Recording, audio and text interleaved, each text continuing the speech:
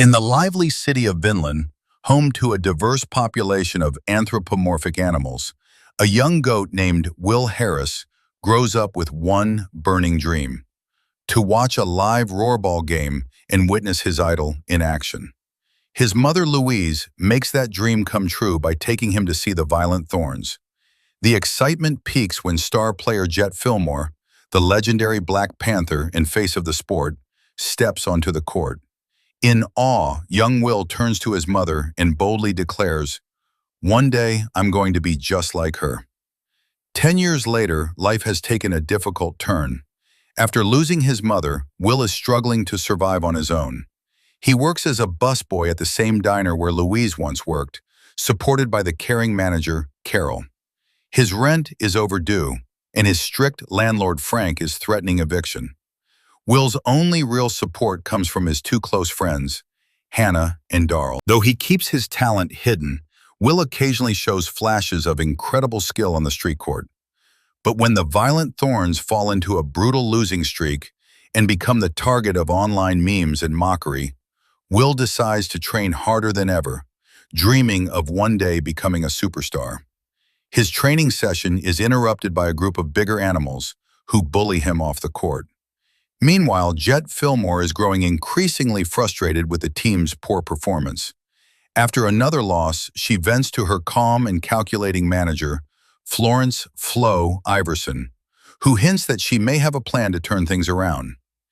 Desperate for rent money, Will sells his most prized possession, an old pair of sneakers once owned by Jet, but gets far less than their worth.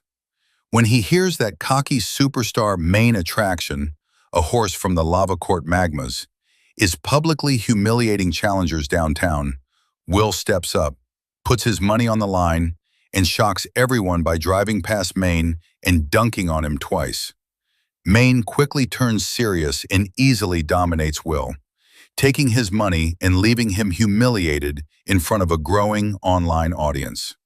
With no rent paid, Will returns home to find his apartment already rented out and is forced to crash at his friend's place. The next day, Will discovers that the video of his bold challenge against Maine has gone viral with over 24 million views. People aren't mocking him, they're hyped by his heart, confidence, and the moment he nearly broke Maine's ankles.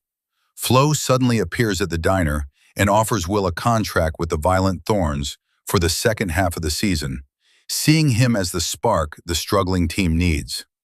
Will eagerly accepts, believing his childhood dream is finally within reach.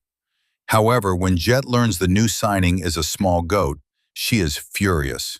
She confronts Flo, unaware that Will is in the room, and later makes subtle digs at him during a press conference.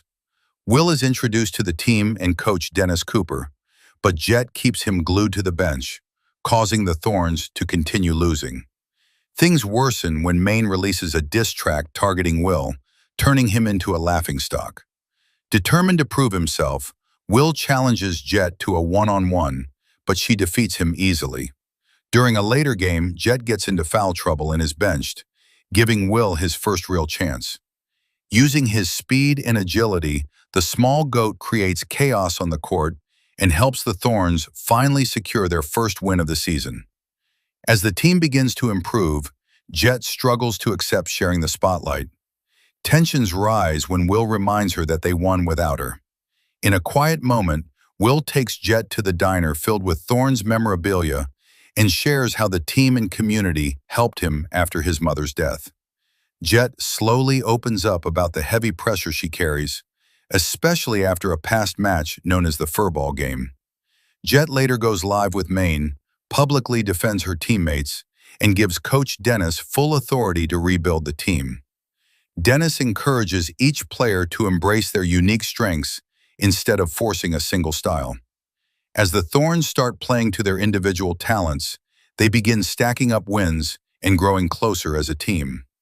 Just before the semifinals, Will accidentally discovers Flo's secret plan to relocate the team and replace the roster.